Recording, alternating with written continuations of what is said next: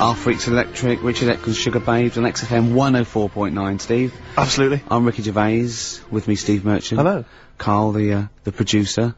7 minutes past 1 of a Saturday, and what a lovely Saturday it is. It is indeed. Well, it looks nice and bright, but it's deceptive, because I went out, and I just had a t-shirt on, and I had my jumper on me. I got out there, and I thought, this is chilly. I had to pop the jumper on. Oh, no! So, you know, just be careful. If you're just, you know, looking out the window thinking, I'll go outside, pop a jumper on, or a jacket, because it looks nice, but it is a little bit colder than it looks. Rick, can I ask, were you wearing the jumper around your waist, tied with a knot, or did you have it over your shoulders, like maybe you just jumped off a yacht? I popped it round my waist, and I'll tell you what, I tucked my t-shirt in for neatness and comfort. Lovely. But I know that's a little bit dorkish, so I was trying to hide the belt line. Okay. So, then I popped the jumper on, didn't have to worry about it. Did you go with the double knot?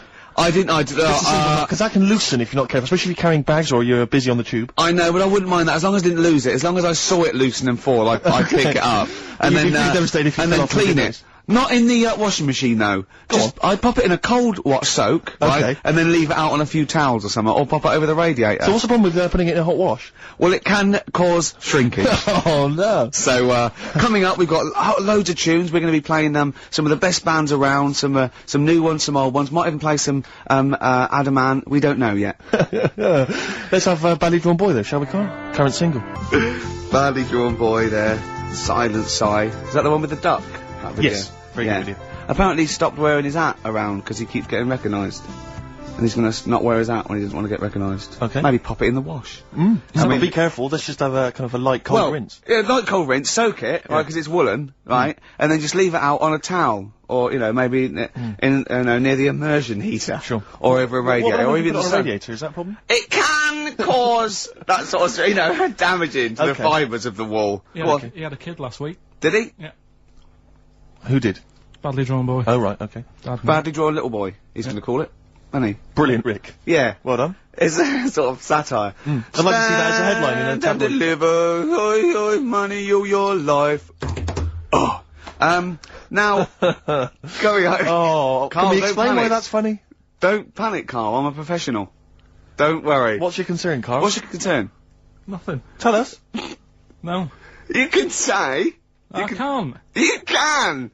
This is so unprofessional. It's, what? What have we done? What, talking about wool? Right. Come on, Carl, what's the problem? What's the problem? You say. He's great, and he's so scared. Come on, Carl, tell us. I don't know all the ins and outs, so I don't want to get into it. What? The thing. No, well, you can't, people are perplexed now. What's the thing, Carl? What's the thing? What are you worried about? Say. Is it an email that's been received by the head of XFM? You've got the email open. You can talk about it, you can say what it... Okay, let me just without, say. I don't understand it. Please know that under a ruling at the Old Bailey, any reference to Adamant's state of mental illness in any news report will constitute a breach of the ruling and therefore lead to serious action from his lawyers. That's right, and that's true. Subject we can't talk about that. You can play his records and sing his classic songs. Sing songs. Yeah, it's best just to leave it, isn't it? Yeah, well, that's what Carl was a little bit worried. There's no way I was going to mention that or influence anything, and I totally agree with the law, so don't panic, Carl. That should have never been sent to you. Why? Because it's like, you know, accidents happen. Go on then. When things like that happen, right, you know, you've been told not to mention it. Yeah. And you're like a little kid. Yeah. And once things are in your head. Yeah. It's difficult not to mention it. I mean, when I was a kid. Yeah. Go on. Right?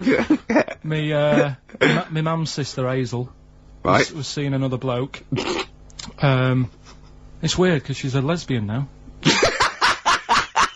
That's really weird. That must have been an interesting Christmas. But anyway, she was seeing this bloke, and he looked like Ken Dodd, apparently.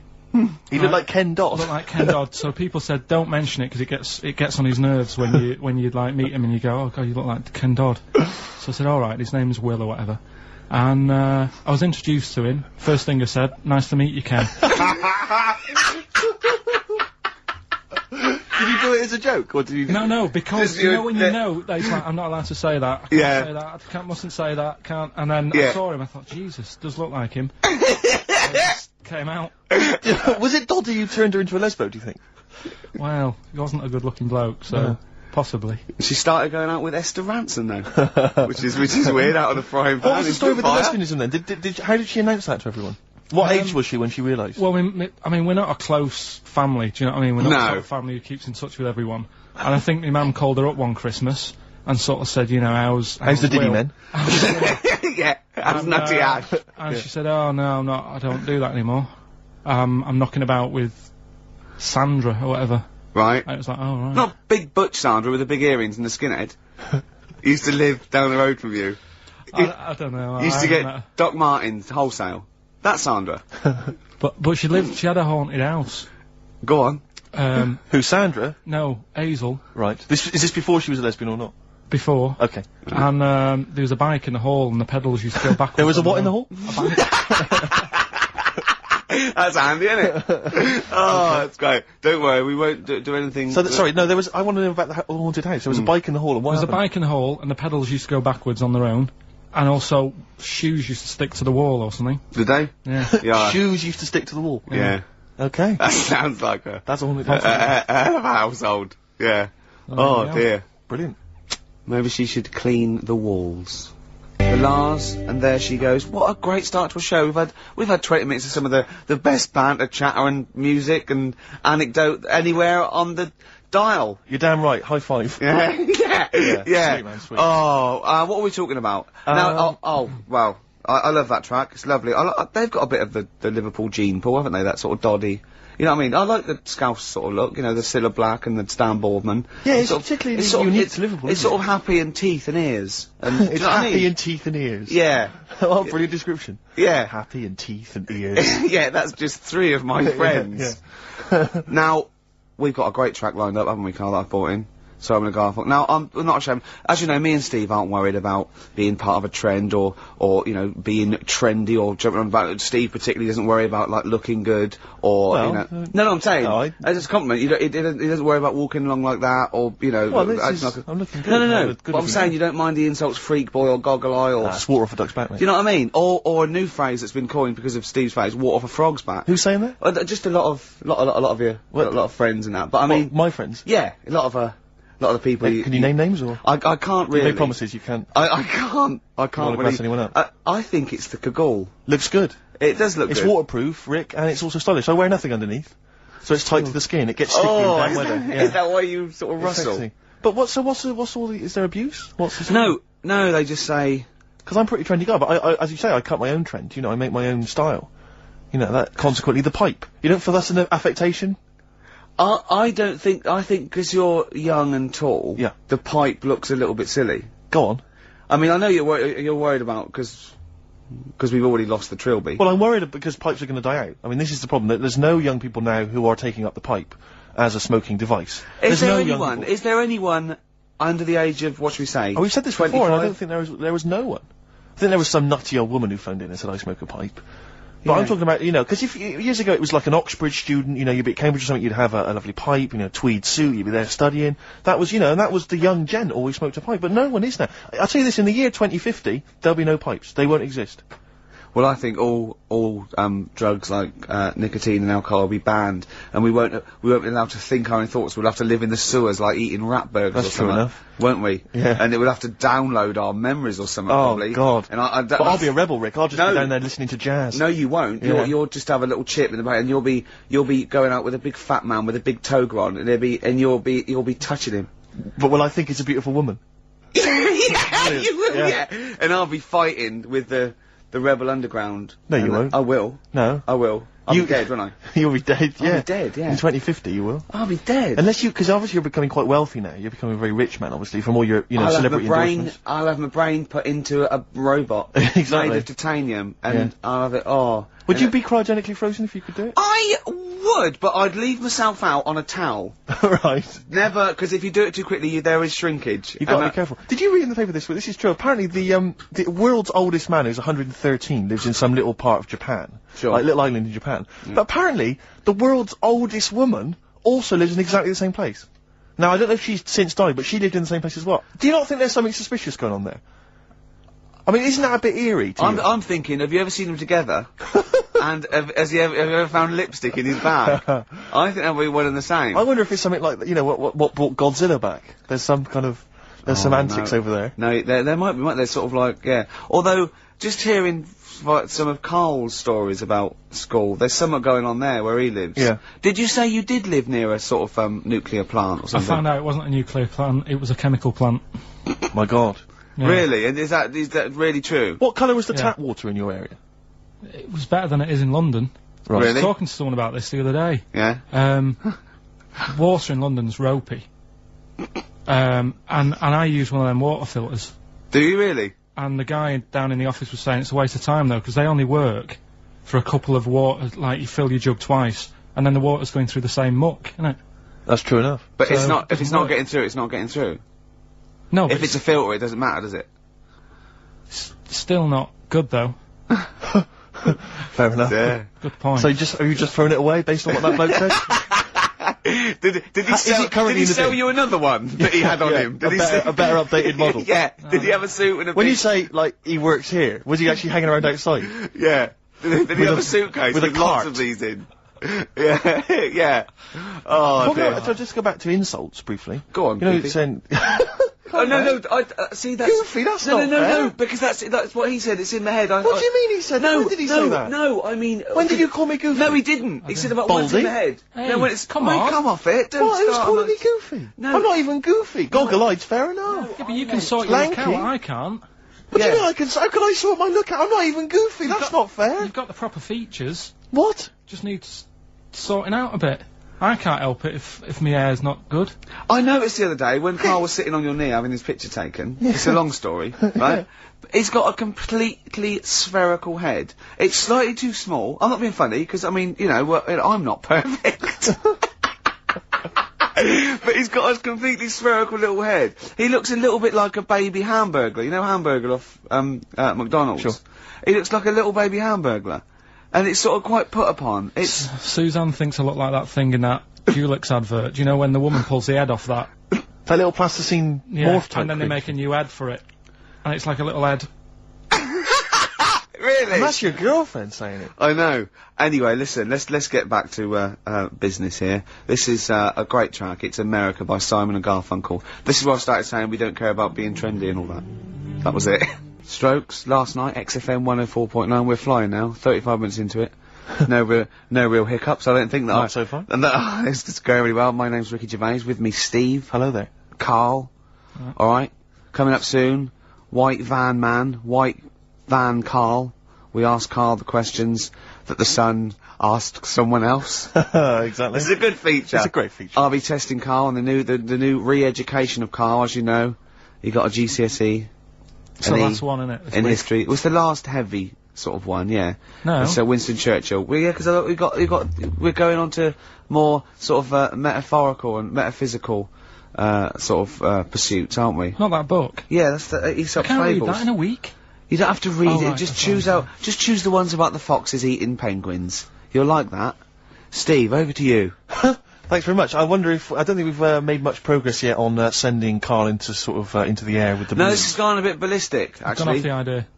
Oh no, shut No, up. don't- you haven't gone off yet. We've inflamed the imagination of the capital. There's people offering left, right and centre, and I think it's a good idea, but I think we should you know, make a day of it. I think we should send you up in some balloons, right? Maybe, you know... Well, hang on, I'll before we compare carry a on, show. let's explain what happened, because people might not have listened last week. I don't believe that.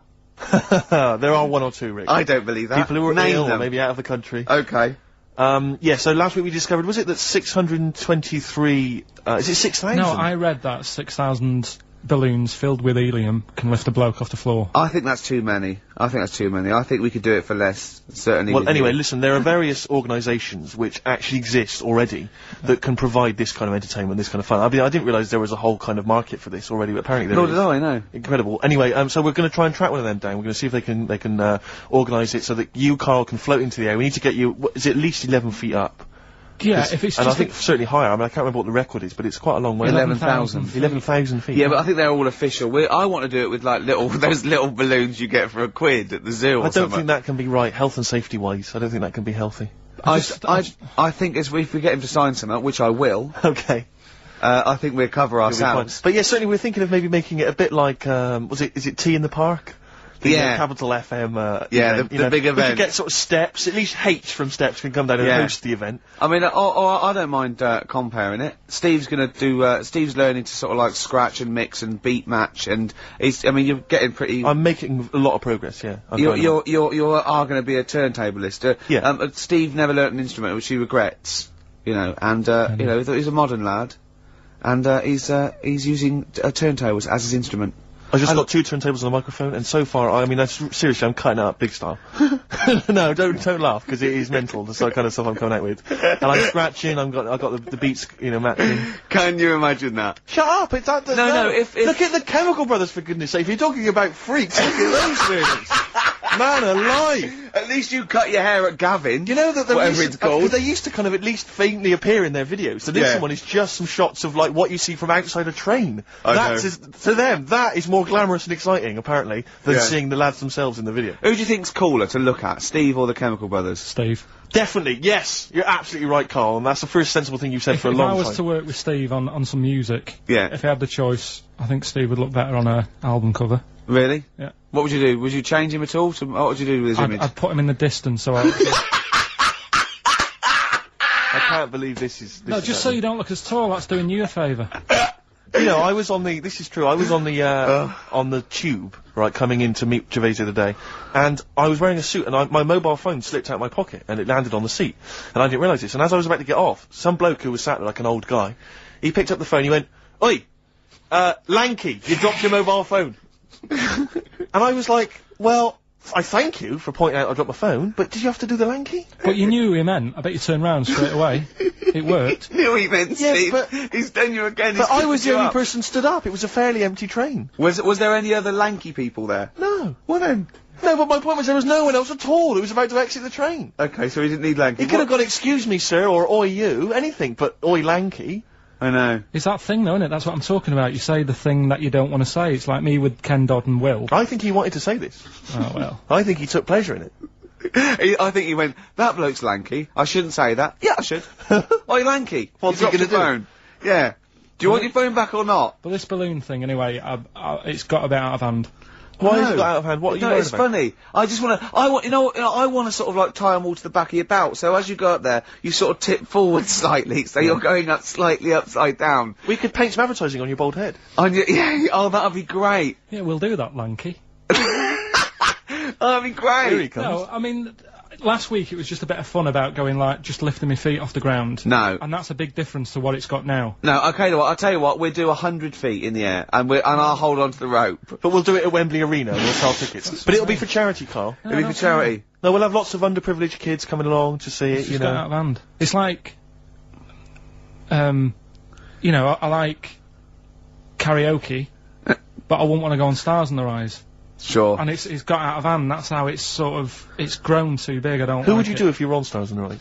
I'd do that. Moby. No, that Jack the Knife song. I love Jack the Knife. Old Mac Heath. That one, yeah. Is Mac the Knife? That's what I do. But which he'd do a hip hop version. But which of the many singers would you impersonate? You can't. It's not the song, is it? It's the singer. You could do Jimmy Somerville, I think, quite well. Yeah, Somerville you'd be good at. Moby. Did Morph bring out a single? I don't think Morph did. Didn't he? No, I'm not sure. Didn't he have a theme tune? Did Morph? Phone in if you think Morph. Morph didn't speak, Rick. Let him sing. Morph hardly had any features. True. Right. Express 2 featuring David Byrne, Lazy, XFM 104.9, 1:45. I'm Ricky Gervais. Steve's got the Sun. Yes, we're just going to be doing White Van Carl, where we ask Carl the questions the Sun asked some other bloke. That's right. Because we think Carl's got more to say than anyone on anything. Carl only tells the truth, by the way. Just remember that, listeners. Off you go. Yes, well, today's White Van Man in the Sun is John Slade. He owns his own door maintenance company. His answers are very informative, I have to say. But, Carl, what do you make of the Channel 4 producer, aged 30, who duped a school into believing he was a teenager for a documentary? Are you familiar with this story? No, go on. Well, basically, a 30-year-old guy kind of fooled the school into thinking he was a pupil for a secret documentary. The school's outraged. Do you think that that's, you know, for you, you know, should anything go when it comes to making TV? I think I've said to you before, there's loads of kids at my school. I remember being in the first year, and kids who, what year do schools go up to? I was in the first year, what is it? 11? 5? Oh, sorry, first year of infants and juniors. No, secondary school. 11. Right, year 11. Kids have beards and no, stuff. not year 11. They're 11 when they first go to secondary school. Right, well I'm 11, the kids at the older end. Well, there's a fifth form and then there's you can leave when you can leave when you're 16, I think, can't you now? Right, well kids who were 16 looked old. They did have beards. I remember going there and thinking some of them were teachers. I think he's answered that. Next one, what's the next one? Tattoos and everything. I think they're kids in the earlier years even. What do you make of the fact that Mariah Carey's £38 million payoff has cost EMI staff their jobs, and we're talking 1,800 EMI staff who have lost their jobs? What do you think of that? Yeah, I mean, is that silly money, Mariah Carey, on 38 million? She doesn't need that much. She doesn't need that much. She has to dress nice, though. It's not her fault. I'd say, it's bad business. Okay. Because, EMI, did you say? Yes. Right. They've got rid of them staff. Yeah. Mariah Carey's left. Who's gonna do the work? do you think Mariah should come back and do some temping? Well, they should have got a loan and paid her. Okay. Do you know what I mean? Vicious circle, that. Right. Have you haven't done a business degree or anything, have you? Commerce. You did commerce. Yeah. Where did you do that? What did you do that? At school, I'd learned how to fill out a cheque, pay a bill, and I think I had a trip round Kellogg's. Did you get an O level or GCSE? We know he didn't. You know. But was there a commerce exam or was it just a division of maths? Remember. What did he fill out a cheque? A subset of maths. It was an option. It was like, if you want to do it, you can. What was it? Fill out a cheque. Pay a bill. Pay a bill. Have a visit round Kellogg's. Kellogg's. Kellogg's, and I saw my sister's boyfriend there at the time. He sorted me out with some variety packs. Really? What was in them? You know, Rice Krispies and Good stuff. Cocoa Pops? Space Dust or whatever it is. Space Dust? So, sorry, that wasn't Ken Dodd, though. No. That was someone else, that was an aunt. Yeah. That wasn't Special K. Oh, dear. What about this then? Home Secretary David Blunkett admits that muggers rule some streets. Weird this, because when I was out with you... I don't believe it's going to be weird, whatever you say, Carl. No, when we were in that pub that night and we got talking about muggers and that, the tip is, what I tend to do, because I nearly got mugged once. You what? You nearly got mugged once? I nearly got mugged. Yeah. But I tried this technique of acting a bit mental. Right, and how did you act mental? Well, this guy wanted me trainers. And I was in Piccadilly Gardens in Manchester, it was quite late one night, and he come up, he said, I want them trainers. I said, you want them? I said, I worked hard for these. He said, how dare you come to me asking, and I got a bit livid, and he looked at me like, oh my god, he's got a right one here, and he left me. Were you acting mental, or were you just mental? No, I put it on a bit. Were you not petrified, though? Well, you don't think about it, do you, when you're sort of in the eyes of danger? Well, not you, clearly you're a brave man. So what did you say? I just went a bit mad. I just kinda, because he said he wanted the trainers and they were dear ones at the time. And I just, no, you're not having these. So I've crafted, I said I wanted these trainers. Yeah. And, you know, went on to tell him how I work at printers and I don't enjoy it, and, you know, I put in all these hours and that, and I have to cycle home for about 5 miles, and Did he give you his trainers? Yeah. Did he have a knife or I just left. No, it didn't get that violent. Well, that's very brave of you, Carl. Yeah, it's That's good advice, though. Just act mental. See, what's actually tried it the other night. Oh, Liza Minnelli? Yeah. Well, she says, I've worked hard for these diamonds. Yeah. It's not easy being the daughter of Judy Garland. You don't know what it's like. Finally, apparently, there was a crook that got a security job at Heathrow. Right, he was a crook and he got a job at Heathrow. As robbers steal another £2 million. Apparently security down there is lax. Yeah. Is that a concern for you? Is this another?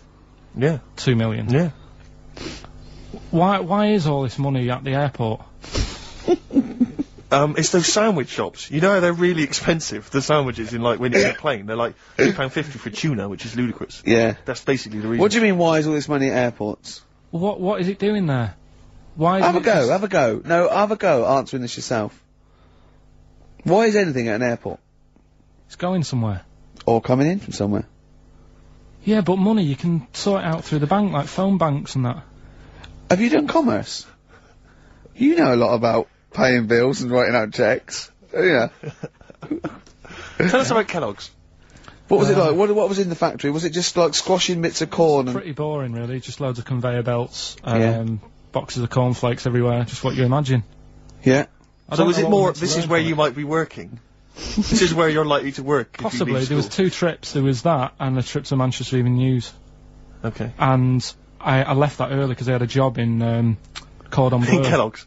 Cordon Bleu, what's that? It's like a supermarket. Yeah? And I had to leave the trip early, and the teacher went mad saying they thought I'd got lost on the, in the building and stuff. What, you didn't tell anyone? No, because it was like day 2 of working in this supermarket, and I couldn't be late. I thought by the time I explain where I've got to go and everything, I'll be even later. Sure. So I just left, and then apparently they were searching the building and everything for me. How old were you? Stuck in a printer. Don't know. Stuck in a printer? I don't know. What was the printer's name? You worked at a supermarket called Cordon Bleu. Yeah. Cordon Bleu! Brilliant. That's great, isn't it? It's rubbish. Oh. Got sacked. What did you get sacked for? Messing about in a, back in the car park round the back. Yeah. Right, there was a grid, and all the concrete had gone funny, so when it rains you got like a big lake. Oh, yeah. Right? And I got in, do you know those big metal trolleys you get to like put all the food in while Oh, yeah. And I got in one of them and pushed myself out into this lake. Of cement? No, water. It was full of water, water, 'cause it'd been raining. Right. And I got stuck in the middle, right? And the boss was like, where's Karl? He's meant to be doing, facing up the beams. And I was like, you were stranded in a lake. So someone said, I saw him messing about out the back. He came out and saw me stuck in the middle of this lake in a trolley. And he said, get back in. I said, would you say, no, I'm filming sharks? I said, it's too deep. I can't get out, you'll have to pass me something. And he said, I'm not passing you nothing. He said, you can get out of there and walk through it. I said, I'm not, I've got my trainers on, probably the same ones. Yeah, you've risked your life for them. Yeah. I said, I'm not getting these wet. He said, what are you going to do? I said, I'm going to wait for the water to go down the grid. He said, the grid's blocked, now get out or you're sacked. I said, well, I'm not getting out. He said, right, you're sacked. So you were sacked? How long did you have to wait for the water to go down the grid? In the end, I did get bored, and I sort of did a bit of a leap and a jump, and got 1 foot wet. How long were you waiting? Maybe about half an hour. Just think of it. Just think. I mean, how did he get himself into that situation? That's fantastic. Should we play a record? Oh, definitely. That's a joy. Oh, you're an absolute pleasure. More White Van Man next time on the show. Electric Soft Parade. I keep trying to get the album for free from you, Karl. You've not sorted me out yet. I have to rely on other people to give me different copies. No, of I did different try. tracks. I'll keep trying. Please do. This is one called There's a Silence. Electric Soft Parade. Gomez and Shot on XFM 101.9. Sorry, I was going to tell Steve something. Talk amongst yourselves. When you were out there, Johnny Mango phoned up and said to Karl, come on, when are we going to do this thing? And Karl got all nervous. Right, and he went, you don't want to do it, do you? He said, well, it's going to get out of hand. I just wanted to go as high as a tree. And, he went, well, you can. I'll hold you down with a rope. He went, yeah, but he said, but when the crowd are there and they're all screaming higher, I'll feel the pressure and have to go along with it. What crowd? What crowd is this? Higher! No, higher! We don't live in a medieval era. There's not going to be dancing bears and tumbling midgets. Well, I don't know, that's an idea. Hold on. If there's anyone got any of those. Tumbling midgets would be amazing. Yeah. Definitely. Less balloons, cheaper to do.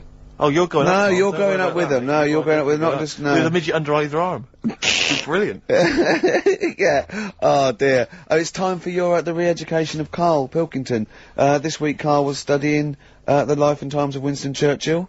What did you make of it, Karl? What did Churchill do for you? Well, last week I made a bit of an error with Hitler. Yeah, you tried to remember too much, and it was way too much for me. Sure. So what I've done this week, sort of flicked through, got a few of them basic facts. Yeah. And what I've learned, right, bit weird the way all these people have something in common, that they're all a bit weird when they're younger. Okay. They've got some sort of illness. Go on. Well, Rasputin, he wasn't well as a kid. Yep. Che Guevara. Oh, this is Rasputin, the mad monk, wasn't well. Yeah. Yeah. Che Guevara. Yep. Asthma, really bad asthma. Mm. Hitler, he was only a one ball. bit mental. Yeah. His mother. He was a bit mental. That could be libelous.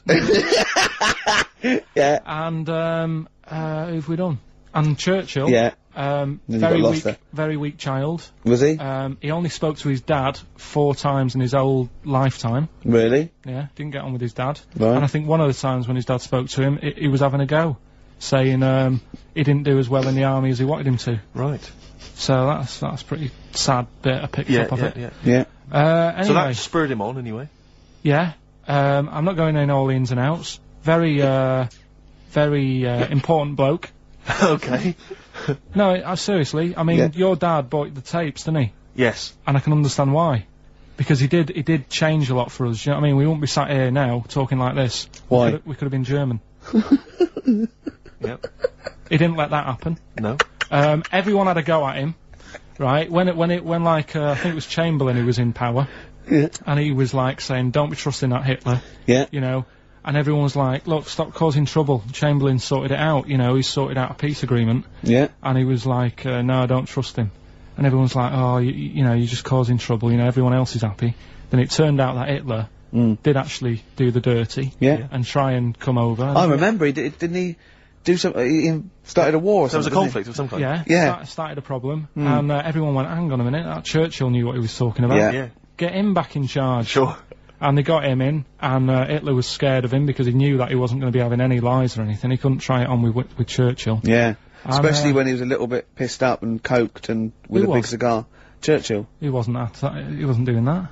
I think a lot were during the war, in the war cabinet. I think they had to have things to keep him awake all night and stuff, and he certainly liked a brandy. Rick, Winston Churchill was coked up, was he? I mean, sorry, this is something I wasn't aware of. If there are any historians listening, if I'm wrong, I'm was that very in the sorry. World at War?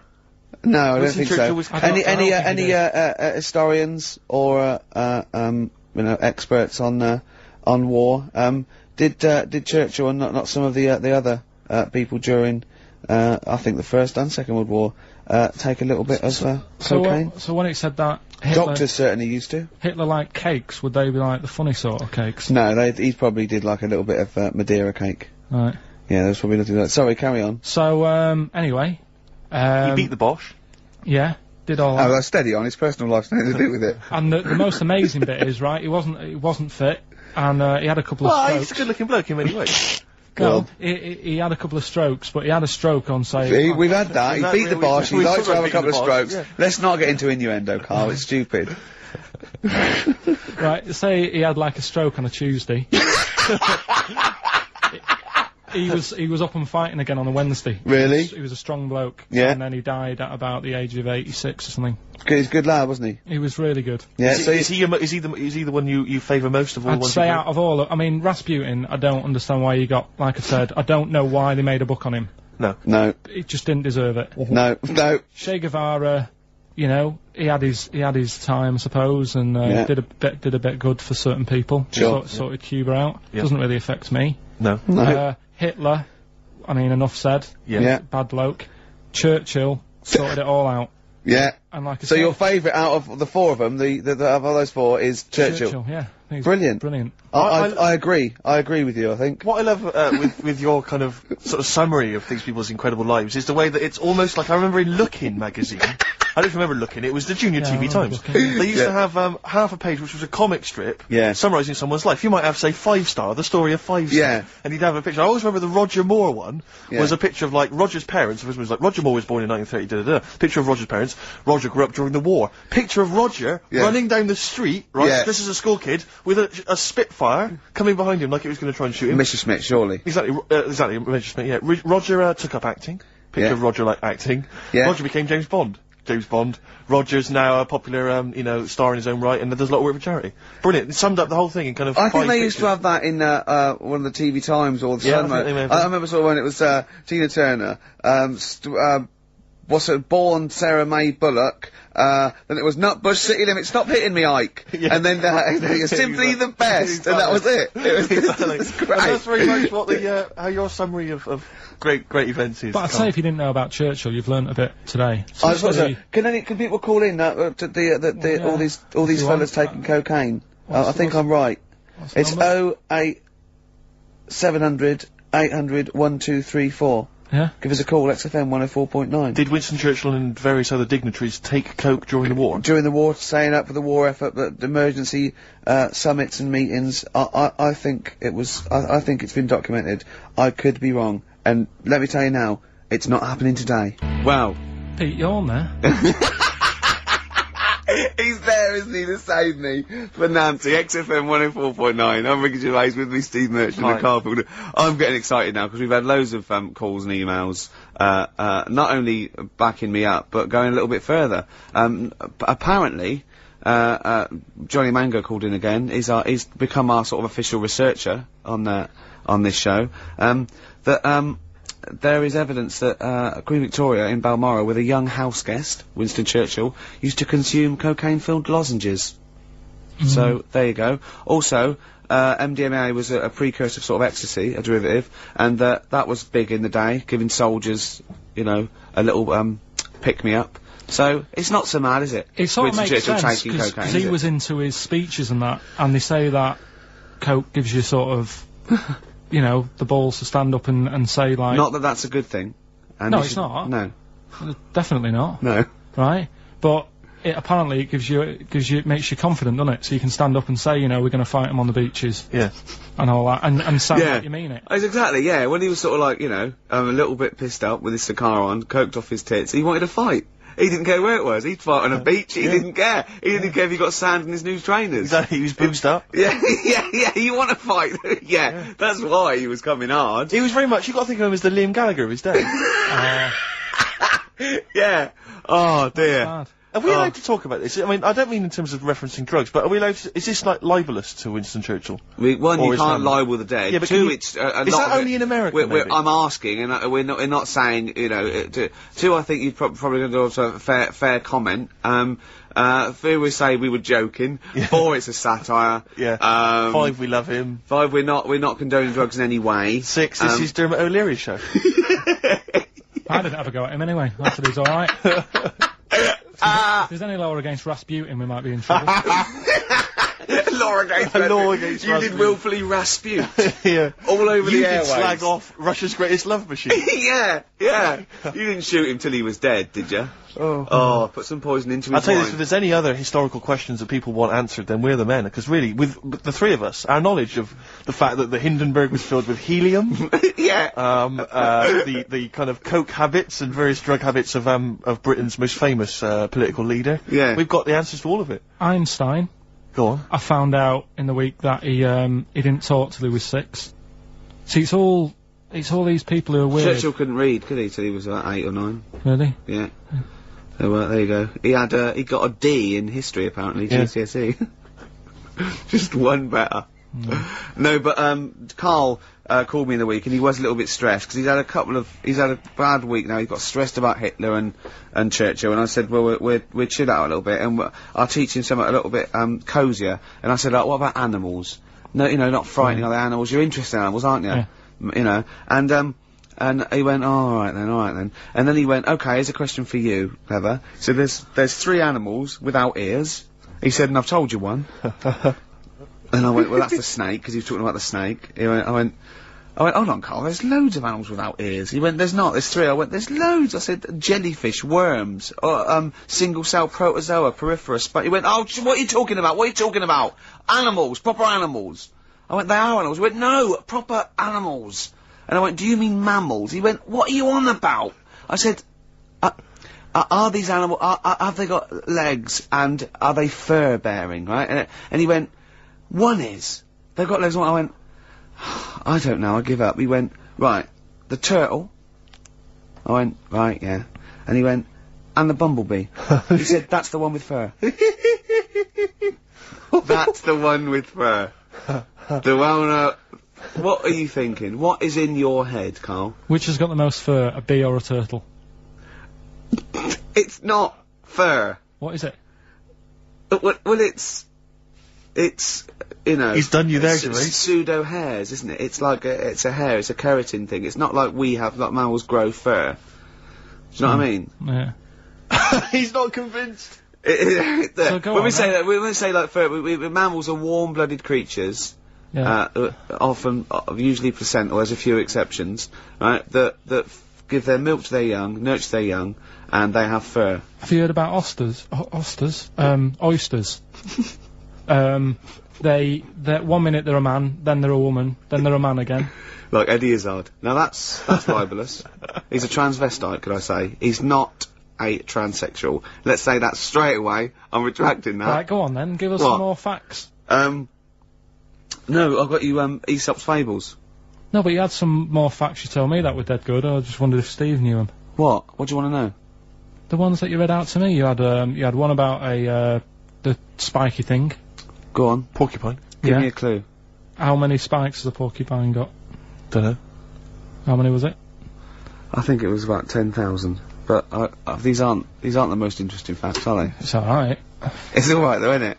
Yeah. And he went, but how can they say that? You could say that, you know, we've got a certain amount of hairs in our head. I went 100,000 average. You went, yeah, but I haven't.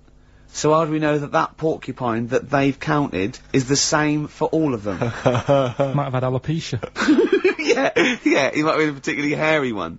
You know what I mean? Right, you've got to, do you know what a fable is? I tried to explain briefly. Do you know what a fable is? I've got a rough idea. Okay, it's a thing that uses sort of, metaphor, analogy, just to explain sort of, morals. I mean, they're very old, for a start, and it's all I'll give you an example of one. A quick one. Oh, the one about the dog with two bones.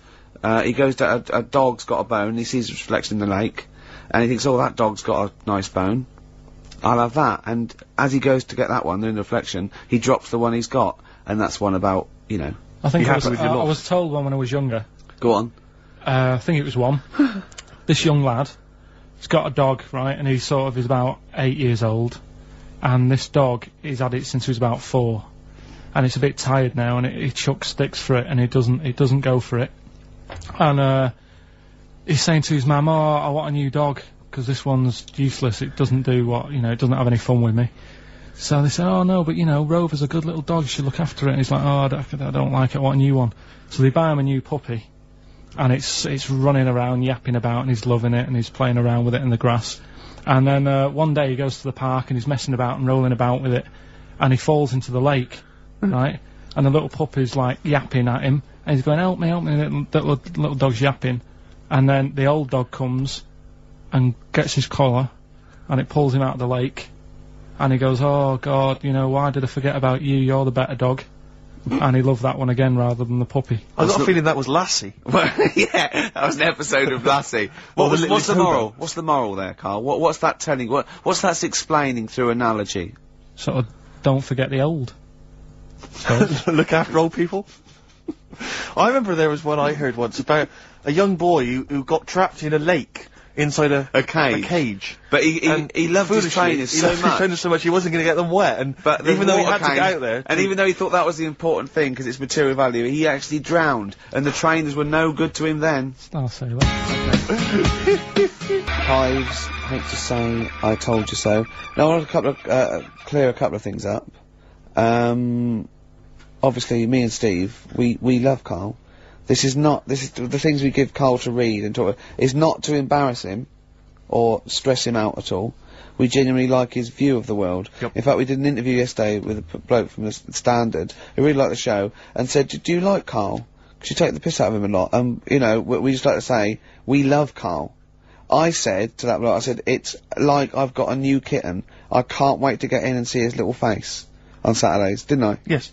And, I think, I'm worried, because I thought I'd give Karl something he was really get his teeth into with these Aesop fables. It involves animals and, you know, little stories. But I've given him a couple and he doesn't seem to be that impressed or understand the concept. It's just that you said you'd bring in an animal fact book as well. I can't see that anywhere. No. Well, you can only read one book at a time, can't you? Why didn't you bring the other one in first? Well, it's big. I've got to work my way up to it. I'll probably have to get a cab, because it's a bit big. Now listen, I'll give this one. This is an easy one. Now just think, right? Think just what it means. They're not that hidden. They're not that cryptic. Just think what this means, okay? Okay.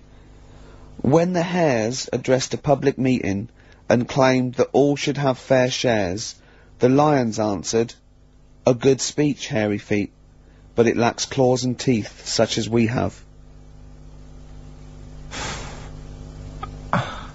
How would you use that? No. What do you think that means? This is translated from the, I don't know, Greek or something, I don't know. It was Aesop. Where's he from? Greek. Yeah. So should I do it in my own language? Okay, so what would happen if there's hares, and they have a meeting in the jungle with, like, loads of lions, and go, hey, hold on, wait a minute, I think we should all be equal and share everything, alright? And the lions go, well, yeah, it's easy for you to say, we've got claws and teeth. Yeah. What does that mean? He's saying, like, course the hares want that, because it's better for them. The lions get nothing out of it, because they're already king of the jungle. That's right. So it's negotiating from weakness. Anyone can negotiate from strength, but negotiating from weakness is it's be lovely. It's a lovely utopian look at the animal kingdom. But the way you said it is better than the way they worded it. Well, that's because Ricky's very much the modern Aesop. I mean, many people have thought that. You know, that's why he's getting a lot of awards with the TV show. For him, that's a favourite. So look, I'll take that home and read ones you like, and tell me about the ones you like, ones that click. I don't care if you only come in with, like, 1 or 2. Go, I'll tell you what, Rick, there's one thing that I've learnt from that. You know, because sometimes you can know all these phrases, and until something happens, you don't think, you know, everyone's heard, you know, I don't know, to err is human, to forgive divine. And then something, you know, might happen, and you go, oh, that's what that means, that's amazing. So, you know. Do you know any, Steve, offhand? What's that? A fable. Well, I would imagine that the most famous one I've always remembered is the, you know, the lion with the thing in its hoof. Do you remember that? Paw. The lion, yeah, with the spike in its paw, and a smaller animal gets out for it, but it still attacks it anyway. Well, that's life, isn't it?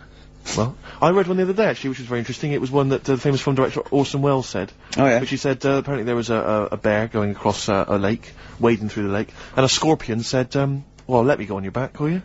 Come on, just let me go on your back, we'll go across, it'll be brilliant. He goes, well, no, you'll just sting me. You go, don't be stupid, if I sting you, you'll die, and we'll both drown. And he goes, oh, fair enough. Who was doing the stinging? The scorpion. The scorpion. Right, okay. And the bear's wading through the water. Yeah. So the scorpion jumps on the back, and they wade through the water, and halfway across, the scorpion stings the bear. And the bear goes, well, we're both gonna die now. He goes, yeah, it's my nature. I thought he was gonna say, I can swim. Oh, you're the best. What's the one about, Does that mean anything to you? It's my nature, i.e., you know, that's in my nature. That's the way it is. That's what I do, yeah. I'm a scorpion. Yeah. One of my favourite ones. These don't mean anything to you, do they? I mean, what I'm saying is you're not impressed by them. They're alright. What about this? What about this one? Don't trust bears or here's one of my favourites. What? He said, well, why not just say, don't trust bears? The bear's the one that was too trustworthy. Don't trust scorpions. Yeah. Right, here's one of my favourite ones of all time, okay? A lion is dying, it's an old lion, he's in the front of his cave, and all the animals come around, like the foxes and the hyenas, and the rabbits, and they're all taking the piss out of him, and they're laughing at him, and they're laughing and going, you can't fight us now, and just before he dies, he goes, fine, but I was a lion once. What does that mean? Dunno. Well, he's saying, it's better to have lived and had what I had, because I was great, if only for a short time, and you lot are still alive, but you're nothing. You're rabbits and hares. I was a lion once, so, you know, Are they always using animals for these stories? Well, yeah, I could change it to refrigerators and household appliances if it would make it help, but animals, you know. I remember the one about being ill a lot, and you say something about, Go on. you know, if you keep doing that, if you keep having time off, I won't believe you. That's the Boy Who Cried Wolf. Is that right? Yeah. Do you know that one? Have you heard the famous one? This is possibly the most powerful one. When you're pulling a face, and they say, well, if you keep doing that, the wind changes. I've You'll heard stay that. like that. Because you know that's scientifically proven. That is. That can happen. That can happen. Should we have hip hop hooray? Are you queued up for that? No, but go on, you, Carl, sort it out, mate. I was gonna... No, come on, this is what I asked you to play, mate. If you've not, you know, you're getting too big for your boots now with your showbiz lifestyle, you're not paying attention, are you? You're not playing the records we want you to play. Heat magazine's favourite. Yeah. Okay, so, you dropped that, you've embarrassed That's yourself. clumsy. Oh. You know, you're, you know, with the big I name can't DJ, believe you're got not, the box fables are great. He's not impressed, is he, No, really? I am. I mean, you know, once I take this book home tonight and that, and have a read, I might change my mind on them next week. You're coming all stressed. I'm not impressed with the ones you've been talking about, I must admit. Okay. Okay, this album is by this group Nerd, who are big hip-hop and R&B producers in the States. Yeah. We've played a track from them in the past, Bobby James. This album's been re-recorded, I don't know why exactly, with live instruments. You don't get many R&B and hip-hop records now with live instruments, so it's pretty... It's all computers, isn't it, Steve, these days, and drum machines. And there is a forthcoming single. I suspect it might be this track, Rockstar. I'm not going to play that, I'm going to play track 2, Things Are Gonna Get Better. New Order, here to stay. Sadly, we're not here to stay, Steve. We've only got about 2 more minutes. That's true enough. Yeah? Well, I think that's just time for some interesting facts that Johnny Mango, our researcher from loosecontrol.com, has emailed us. A few familiar ones, favourite ones of yours, I think. Go on. Any ones I don't know, though? I think you know this one, don't you? A pig's orgasm lasts for 30 minutes. I know. And a pig can't actually look directly up. Wouldn't have thought so after 30 minutes of coming. No, absolutely. Daddy, be careful here. That's incredible. Remember what happened to Tom Binns? Go on. Humans and dolphins are the only species that have sex for pleasure. Bonobos do as well, they've rediscovered. Which is a Bonobo? Yeah, a chimpanzee, like a chimpanzee. Right. So, yeah. So it's 3 now. Can't believe dolphins are getting more. They're all at it now. Dolphins getting more. Yeah. Polar bears are left-handed. Yeah. True, yeah. I don't quite know how they work that out. Did they give them spelling tests? Or writing tests? Oh yeah, they probably just do it. It's probably the paw they use to hide up the black nose during a hunt. Of course, yeah. Of course. Some lions mate over 50 times a day.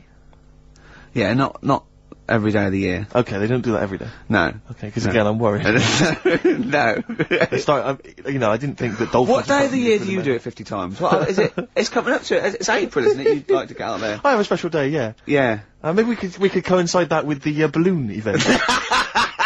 It'll just be me quietly humping in the corner. Volunteers, welcome to email now, you know. And all the proceeds go to charity. If you are a desperate lioness. Exactly. Yeah. Butterflies taste with their feet. I didn't know that. Interesting. I didn't know that. That is interesting. But they don't eat much, do they? Because they only live a day. Good point. They wouldn't need to eat. An ostrich's eye is bigger than its brain. Yeah, I knew that. Yeah. That's extraordinary. That is, yeah. And the, But Carl, how big are your eyes?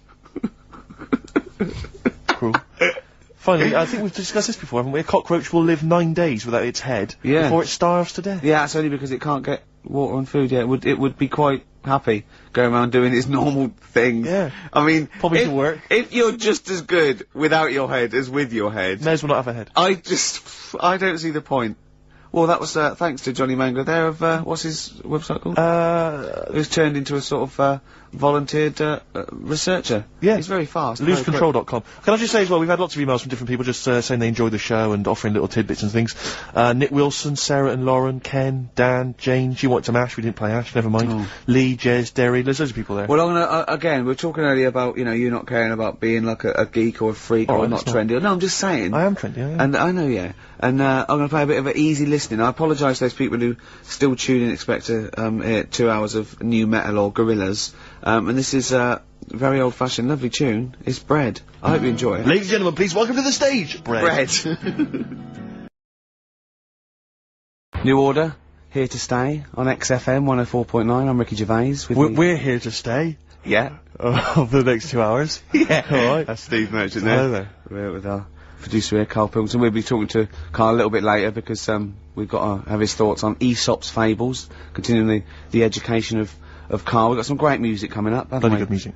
A little bit of what have we got? Happy Mondays. Badly Drawn Boy. Yeah, all that. Bob Dylan. All sorts coming up. Yeah, Rick, I don't know, I just wanted to bring your attention to this. Someone passed this on to me. It's from the Guardian's media website. There has a sort of website that's dedicated to kind of media information. Is this about our complaint? Well, the headline is "Comedian Rapped Over Radio Innuendo."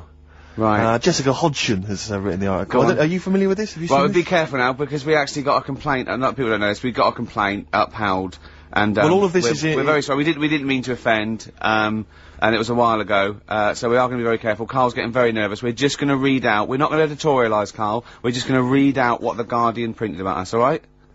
Okay. Comedian Ricky Gervais has had a dressing down from a broadcasting watchdog for his repeated use of the word cock in a lunchtime radio show. That's alright, that's what it says, fine, Karl. that's what he's not going to say it again, he's not... Yeah. Go on. Imagine this is the news, and I'm reading it. Yeah. The Broadcasting Standards Commission upheld a complaint against the comedian for coarse sexual innuendo in the programme on London station XFM. The Commission acknowledged that the presenter's remarks were intended to be humorous, but took the view that the amount and detail of the coarse sexual innuendo had exceeded acceptable boundaries for broadcast, said the BSC in a statement. The complaint objected to a section in the comic's Saturday afternoon show when he discussed the different meanings of the word cock. Gervais wondered aloud whether the word was acceptable when discussing birds, but not the male sexual organ. A BSC spokesman said the comedian went on and on about it for nearly 5 minutes.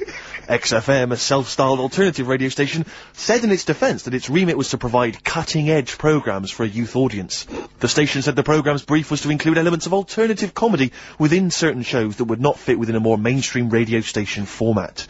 In this particular show, it was not the presenter's intention to shock when they took a humorous look at how the English language could be construed in different ways within different contexts. Gervais, whose big break was on Channel 4's 11 o'clock show, has shot to household status through the portrayal of David Brent, the middle manager from hell in BBC Two's cult show The Office. Just in case you didn't know who I was talking about. Yeah, he's a household name, but they just thought... You might not have heard of him, but he is a household name. Now, that's good reporting, and they're quite right about it, and just to remind people, it was when Steve said the only, bird that hasn't got a penis is the swan, and I went on about the male bird being called the cock, but I couldn't use that to mean, and, you know, it was childish, you know. But, what annoys me is, I'm sure I've heard things on, like, Radio 1 like that. Oh, what's what's her name, in the morning, Sarah? Cox. Yeah. And, there's a DJ, like Karl, Cox? Yeah, so you got, Karl. What's the matter? I'm just saying. You're just saying... There's a pair of DJs on, yeah, but you know. we've done this. And, what are you talking about? We're just talking about names. They're just saying the names. Now, I love Cox in the morning. You're a big fan of Cox. And at night. What's the matter with you? Come on, Karl. Alright. We've taken it. Have you actually been rapped over this? No, I don't know what Have you had a dressing down? No. When did that happen? I don't know. I was meant to tell you, and I never got round to it. Okay. Thanks then. So don't do it again. Pinky Afro on XFM 104.9. Oh, Could I just add that in case you don't know what you know the frequency is? Yeah, exactly. Why did they say that? Are they not, so you know what you listen to? So you go, I'll tell you what, I like that radio station. Yeah. And it was XFM 104.9. Exactly. I'll listen to that again. You'll listen to that. You can retune. Yeah. I was wondering actually, Rick. Stay locked up this end of the dial. True enough. I was wondering, because, you know, obviously we're still trying to campaign to get Karl into the air. Yeah. With the balloon, enterprise, and obviously the work's been done on that, don't fret, don't worry. A lot of people are asking for an update, but, you know, we'll obviously let you know when it's all gonna take place. Yeah. But I was wondering These whether... things take time. Exactly, but I was wondering whether we should also have another kind of campaign, some kind of campaign, maybe one that could involve you, Rick. Because I'm particularly concerned, Karl, I don't know how familiar you are with this, with Ricky's eating habits. Because he eats so unhealthily. No, it scares me. No, come on, Rick, don't give me this. I'm getting better now. No, you're not getting better. I have a smoothie every day. Yeah, but I've told you before, that's largely sugar. No, homemade one. I don't care, Rick. That's not enough. It can't counteract, right? This is Ricky Gervais's idea of healthy eating, right? We'll be in the canteen at the BBC. He'll go, I'm gonna eat healthy today, which means he'll have 2 slices of pizza instead of pizza and chips. That's basically that's his theory, right? And it's like, I don't know what, because he can't eat anything which basically doesn't sting the roof of his mouth with flavour. So like, for instance, he's always got headaches, he's always got a headache. Okay, that's because you just drink coffee and Coke, you never drink water, your body is dehydrated, and I said, drink a glass of water, no, boring. It's boring, water. I don't know if we were in the desert, stranded, boring. It's boring, Steve. I'll wait till the next cafe. Right, and sometimes he'll go like, oh, I'll have a salad, right? And he'll get like a feta cheese salad, right? And he'll eat the little bits of feta cheese, leave the salad. Then he goes downstairs and goes, I'm still hungry. It didn't fill me up, that salad. I go, no, what didn't fill you up was the 200 milligrams of goat cheese that you ate. That's what didn't fill you up. So this should be a campaign. I don't know whether I can observe it, people could sponsor him, something. Just eat healthy, we could do it for some kind of big charity. Fruit. I don't think the fruit's the issue, Rick. Okay, if you mash it, I'll eat anything. Rick, I'm not saying that you don't eat a certain amount of fruit. I'm saying that everything else you eat is unbalanced, and it's just rich with fat, and it's awful. Yeah. It's sausages, it's beans. You're such a working class scum, aren't you? It's the smell of chip fat is all around him, do you know what I mean? It's like, even when you can't smell it, you know it's there, seeping through his veins. I imagine when he was growing up, it was just chip fat in the house, just a big... It was. Oh, constantly boiling. There was always chips on with everything, exactly. Yeah, or fried. Do you want Weetabix in the morning? Deep fat fry that. It's such scum. And now it's like, oh yeah, my palate, you know, I can't eat anything. It's got no flavour. Everything's got to have cheese on it. Sprinkling Parmesan cheese. More Parmesan cheese. And if someone, like, doesn't give him, like, a whole tub of Parmesan cheese when you're in a restaurant, even though he's ordered, like, a lobster or whatever, he's like, he sort of has a go at the waiter, or, like, not to their face, obviously he's too much of a coward, but he'll say to me, like, he should have left the cheese. He's so cheap with the cheese. They don't give me any cheese. He just gave you 3 bucketfuls. Oh, it's cheese. I should... More cheese here. It's pathetic. Oh, so I just think we should do something because I'm panicked. I'm worried, you know. I'm worried. I started working out a little bit. I sort of work out 2 or 3 times a week. I don't think that's going to counteract it, Rick. And I drink water through the night when I wake up and I'm dehydrated. From all the booze you've just drunk. Yeah, and I have a smoothie in the morning, don't I? You know what my views are on the smoothies. I don't think that's counteracting. You're anti-smoothie. You're anti-smoothie. Because I don't think it's counteracting all the other You have got a problem. There's nothing wrong with the smoothie. Right, fine. Okay, well, if you're happy to carry on as you are. Yeah, go on. Badly Drawn Boy obviously has done the soundtrack to this new film, About a Boy. Yeah. Which has got Hugh Grant in it. And obviously, this current single, what's it called? The current one that's out? The Silent Side. Obviously that's being played on XFM. But this is another track from this album, which is the soundtrack. Lots of kind of, little bits of filler, bits of musical instrumental stuff, but all of it's very nice. This is a cracking tune, track 3, Something to Talk About. Lovely. Yeah, good tune that, I think. Sarah and Lauren have emailed in. They said they wanted something from Elliott Smith or maybe Jimmy Webb. That's actually produced by the producer of Elliott Smith. And is that I haven't brought any Jimmy Webb into now. No, we'll maybe play that next time. I'll play some next week. That's Badly Drawn Boy though, from the soundtrack to this film About a Boy, and that's called Something to Talk About. We've only got the stuff in the library. Do they want 4 non-blondes? Because we've got that in the library, haven't we? The best of Tony Basil. And we've got just about every song that In Excess ever recorded. Exactly. We don't play enough In Excess, I don't think we do we? No, I can't believe it. XFM 104.9 coming up. White Van Karl. I was obviously out with Karl last night. A lot of people don't realise this because we went out. There's what's the name of that evening? Marketplace, extracurricular. Extracurricular, yeah. Various XFM DJs go down there and just play an eclectic mix. Just spin some tunes on. Absolutely, I'm thinking of doing it in a couple of weeks, Rick. And obviously, you know my turntablist skills now are pretty something to behold. I tell you this, I did an amazing mix the other day with my friend Dan. We spent 2.5 hours on it. This is how we spend our evenings now. 2.5 hours mixing from a trip hop sort of hip hop style beat into Arthur's Theme by Christopher Cross. Great. When you get caught between the moon and New York Written by City. 4 people. 4 people. Bacharach, Carol Bayer-Sager, Christopher Cross, and a 4th one. Absolutely. Phone in. If you know that. Maybe we should. But who knows the 4th person credited on that tune? If only there were a prize. 700 800 1 2 3 4. Also, someone else to phone in. Right? I saw an advert. Right, there's advert toys. I think it must be. Is it because it's Easter holidays or something? Right. And I was watching that, and there's one of those Transformer type things, and it goes in its shield. It strikes and then goes into its shield, and it goes into a little pod. And I'm sure it was called a Bolock. Right. Now I must have misheard it. There's no way you can call a little kid's toy a Bolock. So, can you phone in? I'm quite willing to be wrong. It'd be very disappointing, but, are people making little Bolocks for kids? No. Yeah. 08 700 800 1234. And what was the other question? The other question was who was the 4th person that wrote Arthur's Theme? Yeah. When you get caught between the moon and New York City. It's crazy, but it's true. Yeah. The only thing you can do is fall in love, Karl. But I was out with Karl last night, obviously party animal, he was hanging out with some of my friends. You enjoyed yourself, didn't you, Karl? That's alright. But you were a bit worried about Jennifer Lopez, weren't you? Yeah. What was the concern? I don't really know what's going on in the pop world. You're joking. No. Go on. And I was there in the toilets, right? And I heard it playing out on the speaker, and I heard the DJ go, there you go, that's Left Eye Lopez there. That's not... And I thought, it's Jennifer Lopez. No, it's the little one. She had some sort of eye injury. You thought he was breaking the news of Jennifer Lopez losing an eye by calling her Left Eye Lopez? Yeah. Yeah. That's genius. Don't worry, we put him right, it's okay. He slept easy. Yeah. But you were worried for a while, weren't you? You were anxious for a while. I had no idea, and the thing is, I heard that on, like, Thursday, so for, like, 3 days I've been thinking... You've been panicking? Why she called that? Because she changed her name before, hadn't she, to J-Lo or something? Yeah. So I thought, Yeah. Has she got some people after her? Does she owe someone money?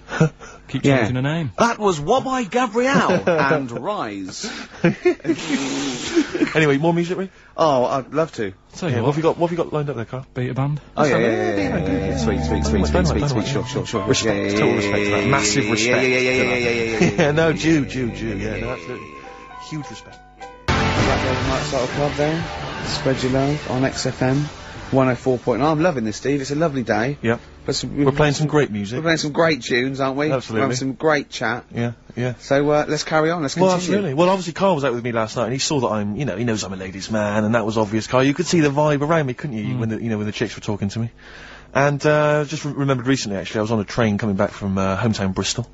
And I was on the train, and, this girl walks on, good-looking girl. I thought, hey up. Largely empty carriage. I'm thinking, my luck's in. You know, 'cause I take every opportunity, Carl. That's the thing about me. You know, I don't choose. She was a good-looking girl. She sat down. I thought, she sat down right near me. I thought, brilliant. As, this guy comes up behind her, and I think, it's probably a boyfriend or something, sits down next to her. And I listened in on the conversation, you know, because I'm pretending to read. It was very clever. I read the same page for hours, so I was pretending to listen. I was listening, but pretending to read. And, I realised that it's not her boyfriend or anything, it's just some guy she's met on the platform. And I'm thinking, brilliant, if she's the kind of girl who's just gonna start talking to someone, you know, on a platform, on a train, brilliant, I'm gonna be in here. 'Cause he was only going one stop. So I'm thinking, what's the worst that can happen? He'll nick off, you know, I'll get chatting to her, you know, and, who knows, I could join the... is there a train equivalent? Foot High Club. The Foot High Club, brilliant. And, so I'm excited, you know, I'm listening in. And, it turns out that they're both kind of, graduates, they've just finished university, or they're coming to their finals or something. And they're chatting away, you know, and he's making a couple of witticisms, you know. And she's kind of tittering at his jokes. I'm thinking, well, I'll tell you this, if she's laughing at this kind of material, I am gonna blow her away, you know, with my kind of anecdotes and wry observations, you know. 'Cause it was weak stuff, I gotta be honest. Really? He was coming out with nothing. He was running on empty, as far as I'm concerned. Yeah. And she was loving it. So I'm thinking, brilliant, I'm gonna be right in here.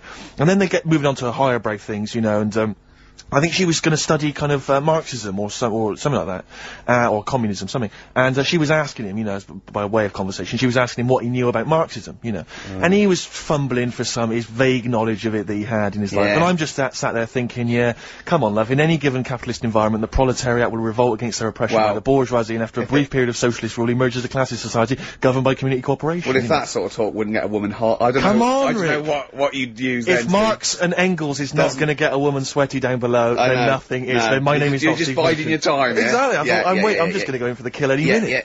Yeah. So anyway, it comes to his stop, right? He gets off. I'm thinking this is a piece of cake, and he gets off, and off he goes. He walks off, and I'm thinking brilliant. And I thought, I'll wait till the train's pulled away. I'm not going to leap in straight away. No. And he comes back on the carriage, and I'm thinking, hang on a minute. He goes, listen, do you mind if I give you my email address, right? And if you want to get in touch, email me. I'm thinking, come on, you loser, get off now, save your face, please, before it's too much. And she accepts the email address because she obviously doesn't want to hurt his feelings, whatever. I'm thinking, fair enough, she's a good woman, I'm liking her. I'm loving her, I'm thinking, that's my kind of girl. So anyway, he gets off. I'm sat there, the train pulls away, I'm thinking, yeah, I'll wait a few minutes, you know, I'll just, you know, give it some time. Her phone rings, it's her friend on the phone.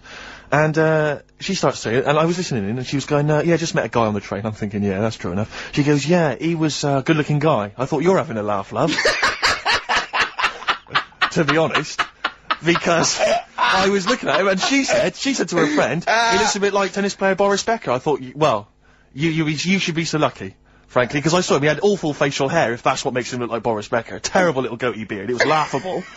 I thought, I don't know, and then she goes to thing, and she's like, yeah, I met him, we got chatting and stuff, you know, and she was going, it's not often that you meet someone, you know, generally in life, who's, you know, kind of thoughtful and intelligent and funny. I thought to myself, I'm not even gonna waste my time with you, love.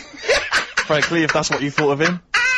You just walked away. And I'll be honest with you, I didn't even bother talking to her. No, you were just didn't even above waste it. my time with her. If she thinks that bloke is not only great looking, funny, but funny and intelligent, and she got on well, and he was polite, and it was a chance meeting, and he thought, and she thought that you were like a freaky looking dork who didn't even have the nerve to speak. That is what she thinks, then I don't want to know it. I couldn't, you walked away, and good luck to you. And I have my dignity intact. Yes, and she's nothing. Travis, Flowers in the Window on XFM 104.9. Well, coming to that time where we do White Van Man. Absolutely, with producer Carl. And Carl's also going to be telling us his slant on fables, on Aesop. Absolutely. I was out with Carl. I know I shouldn't be. Yeah, well, I broke the rule as well. I know. Well, I was out with him the night before, I think, and we were just chatting. And as you know, we're going to Edinburgh for a week. Yeah, that's all three of us. That's all three of us, yeah. There wasn't, I just wondered for a minute if there was some arrangement you two had made. Like next weekend, just popping out there seeing the sights. Yeah. No, we're going to do a week's broadcasting from the Edinburgh Festival. And, you know, and Carl's going, I bet you lie in, don't you, and all this. And I was going, well, yeah. He's going, well, he wants to be up at 9:30 and out looking at the sights, you know what I mean? Yeah, but anyway, and I said, have you ever had haggis? And he went, it's black pudding in it. I went, no, it's mince. He went, I like mince. I went, yeah, but wait, it's mince in a sheep's stomach, right? And he went, what, they force feed a sheep, then kill it? Imagine that, Carl. It makes sense, though, doesn't it? No, it doesn't make sense. They force feed a sheep mince, and then kill it till its stomach's nice and full, and they go, oh, this one's full, kill it, before it starts digesting it. Of course they don't. It's a membrane and the other one, he was talking about, like, he likes Richmond Park. He goes, I like to see all the deers. I went, it's deers, plural, you don't need to say deers. I try and educate whenever I can. What's that one? I said that deer is already plural. Yeah, deer is plural. I said, you know, like sheep or fish, so you can say fishes. And we laughed at us. I said, do you know the, plural of, mongoose? Because a lot of people think it would be mongoose. It's not, it's mongooses. Do you know what Carl said? Plural of mongoose. Mongoose, yes. Plural of mongoose? It's worth a competition. No, it's not, no. No, go on. Carl, what did you think the plural of mongoose was? Mongs. Play a record after this white van, man. Do you want to play, Oh, let's play a bit of Dylan, yeah. This is a beautiful track. It's, Just Like a Woman. Well, I think that's a beautiful record. It's by Bob Dylan, and it's Just Like a Woman. And Carl went, he's got his headphones on, so he's speaking a bit loud. The harmonica's playing. In a whiny mank accent, when the harmonica's going, that's an annoying sound, Matt, innit? God. Oh, bless Bob Dylan there. An annoying sound there. Did you hear about... The annoying sound of Bob Dylan, that could be a new album. Yeah, yeah. Just that sort of sound always reminds me of, a one-man band. Yeah. Have you heard the story about Leo Sayer with his song One Man Band? No. Years ago. What year was, oh, God. I'm in the mood for dancing? What's the song that he did about a one-man band? I'm a one-man band, it was called. Right, yeah. Funnily enough. Yeah, he did that, one-man band, and he was playing it at the Dominion Theatre. Yeah. And apparently, whenever he played, he sort of sang this song, he got the audience involved, and the line in it was, I'm a one-man band. Nobody knows or understands. Is anyone out there can lend me a hand to my one-man band? He said that, and what he used to do, he used to reach out. Oh, yeah? And grab people's hands, and then he'd walk down the middle. Anyway, he said, well, anyone lend me a hand? And he stuck his hand out, grabbed like a hand, and was walking down, everyone looked horrified, and some woman who had like a plastic hand, it had come off. And he was walking down the middle of like Dominion Theatre with his plastic hand in his hand. And he said, oh, that's a moment I won't forget. He knows how to tell a story, Leo Sayer. Right, well it's time for White Van Man, which is where we ask Carl the questions that the Sun asks someone else. Exactly. It's an article in there where they ask them, you know, typical man on the street, the big questions of the day, gives them their platform to the nation, and we think this is just too good to let out, because we only care about one person's opinion in the country now. That's true enough, he's the K-Man, and there he is. There he is, right. Carl, your thoughts please on Kylie Minogue slagging off Britney Spears for ignoring her fans at her premiere. Are you aware of that story? No. She got booed at her premiere of her new film, Britney, because she'd left her fans waiting for like an hour. Some of them had travelled up from Bristol, other parts of the country. 3,000 of them. Loads of them screaming for her. She just went straight into the theatre an hour late, just gave them a quick wave and straight in. Didn't even bother to shake their hands, sign any autographs. So they were booing. What do you think of that, Carl? And Kylie's obviously said that was actually outrageous, you know, and you should treat your fans with respect. What do you make of it? So she did wave, then? Yeah, but literally as she was walking into the theatre. Was it raining? No, I don't think it was. He's like a defence lawyer. Yeah. Who hasn't really read the brief. He's just winging it. Judge's first joke, was it raining? No? Oh, shit, I was relying on that. Was it raining? Was she running late for the start of the film? Yes, but that's her own fault. I mean, the people are inside, they're not going to start the film without her. It's Britney Spears. Yeah. She could take some time out. You know, when Tom Cruise came here, he spent like an hour and a half shaking people's hands, talking to people on their mobile phones, all sorts. That's Tom Cruise. He's a bigger name than Britney. I know, but... He's a smaller person, but he's a bigger name. What do people want from people? Do you know what I mean? Yeah, an autograph, things like that, a photo. This one's going nowhere, Steve. Is there another one? Fair enough. Yeah, you know, it's not bad. If she had more time, she might have done it. I bet she would have done it on another day. I mean, I'm not feeling too good today. But you're going to still take time out to sign people's autographs, surely, when you leave the building. Yeah, there's always a bit of a crowd, isn't there? Next. Go on. What do you make of New York's ex-police chief saying we need more bobbies on the beat? He's come over here. He's the guy that sorted out crime in New York City. He's come over. He said, "You're going all over the place here. You need more bobbies on the beat, more policemen, a visible police presence." There was something last week about some copper in London who was sat on a bench, and he was asleep or something. Oh, yeah. And people were like outraged because like he should be looking after England's people, not nodding off on a park bench, which is a bit daft because they were shouting he should be looking after England's people. Was this the 16th century you went back to? What do you think he should be looking after England's people? You know, wherever he was, if he was in like a park somewhere, yeah, they were like really annoyed because he was asleep. But sure. The way He'd probably undercover. No, but the thing is, if there would have been any trouble, I'm sure he would have woke up. Yeah. If there was any sort of, if someone needed help and he screamed, he would have woke up. So I don't know why they were having a go at him. Yeah. And he might not have been there at all. So it was yeah. He probably have his radio turned on, didn't he? Yeah. Listening to Heart. So you're not concerned then that there's not the crimes going up? I think there's enough. I see quite a lot of them whizzing around. Okay. You're happy then? Yeah. As long as you're happy, Carl. So you don't think it's too much crime? No. Just the right amount of crime. Yeah. What about the fact that new gambling laws give Blackpool the green light to become a British Las Vegas? What do you make of that? Are you a gambler? Little bit when I go on holiday, like going in the arcade and having a little flutter. Sure. What's your favourite? I have a go on the fruit machines. Yeah. There's a good one called The Simpsons. Right. Is that your favourite? Yeah, it's quite good. Is that a tie-in with the TV show The Simpsons? Yeah. Okay. Will they make Blackpool the next Vegas? I don't think so. No, nor Can't do see I. it happening. No. You been to Blackpool? Yeah. What was it? Was anything? It's a bit rank. Is it? It is a bit rough. Okay. Needs a lot of work doing on it. Yeah. No, that won't happen. Okay. And you're not worried about this encouraging gambling, generally? Gambling's not a vice you're concerned about? If you're a gambler, you're a gambler. Do you know what I mean? If Blackpool isn't done up, they'll go somewhere else to have a flutter. Sure. So it's not going to make any difference. Okay. No. Okay, it's really good. And what do you make of the So Solid crew's Ashley Walters being jailed for 18 months? Obviously not a very good example to his young fans. He should have got more. Do you think? I had a dream about him the other night. Go on. About the group itself. Okay. I had a dream that... Were they all there? Because there's a lot of them. all of them. I couldn't remember all their faces. To feature in a dream. I had a t-shirt on. He had etc. Exactly, He had yeah. two of them, he had etc. Yeah. I had a t-shirt on. You had a t-shirt on? Yeah, and it said on my t-shirt, So Solid Poo. And I was walking down the street and they came towards me. And they were just about to beat me off That's a and I woke up. great dream. That's amazing. That's an amazing I love that. dream. We've all For a had 30-year-old. We've all had that anxiety dream. Oh my goodness! What if I meet the So Solid crew and I'm wearing a t-shirt that slags them off? Oh, I don't believe it. Yeah, yeah. So what happened? Did you get beaten up in the It was dream? one of them where I woke up. Do you know I've been telling you that I keep getting them things where you feel like you're falling? Oh yeah. It was the same sort of thing. It's You like, know I'm not a real psychiatrist, don't you? You should, you know no, what I but mean? you do know a lot about a lot. Yeah, I do, thanks very much. And, if I'm at home talking to Suzanne about something and I don't know the answer, I think, right, I'll ask Ricky that one, Yeah. see him. Yeah. Thanks. But you know that, I think you might have mentioned before that apparently if you die in a dream, it means that you're dying in real life. Yeah, well that's it, if you don't... But apparently if you get beaten up by the So Solid crew in a dream, it means you're being beaten up by them in real life. Yeah, that is true. So you probably woke a up lot and of people have been your joking. Yeah. Terrifying. Absolutely terrifying. So yeah, lock him up for longer.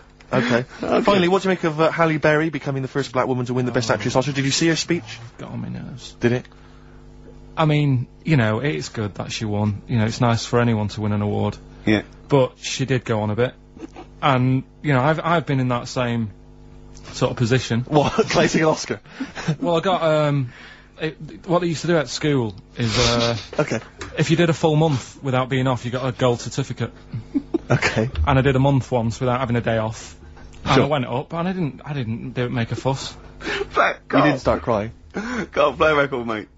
Well done, though. Were you the first kid in your school to do that? I don't think anyone else got the certificate. It was only because I was never in. They tried to encourage me to come in. It was just for you. They mounted an entire ceremony just to encourage you. Wise words there from Bella Sebastian on XFM 104.9. I'm Ricky Gervais, with me Steve Matchin. Hi, Steve. Well, I mean, it is indeed wise words, Rick. I'm worried that people are going to get out of the office now and into the sunshine and not be listening to the show. There's always the transistor radio. That's true enough. If you're heading down to the park, take me along. It is time. Keep it low, though. Don't want to irritate other people. No, I know, yeah. And if you do want to irritate him, spit on him, it's better. Exactly. And kick them and throw little rocks. Exactly. With me, Karl Pilkington. We're into this, way into the second month of the education of Karl. As you know, Karl got 1 GCSE in history and we've been cramming, haven't we? Oh, Rick, before you mention that, can I just say something? Obviously we always do this thing with the Sun, White Van Man, where we read this thing out from the Sun and query, Karl. And I was out with some friends last night, and my friend Dan always listens to the show, and he said, Karl, you know, I love the bit when you answer the questions in the Sun. Why, do you ever know what the questions are before they're asked, or is that your first answer? And, Karl said, no, that is it. They don't let me see what the questions are first. They don't show them to me, and I always get really anxious and really paranoid. And I was just wondering, have you seen the error there, Karl? Have you seen the mistake you've been making? Right?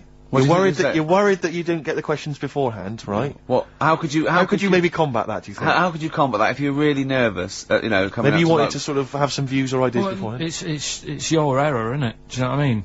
It's your show if you want to, like, take a chance with me.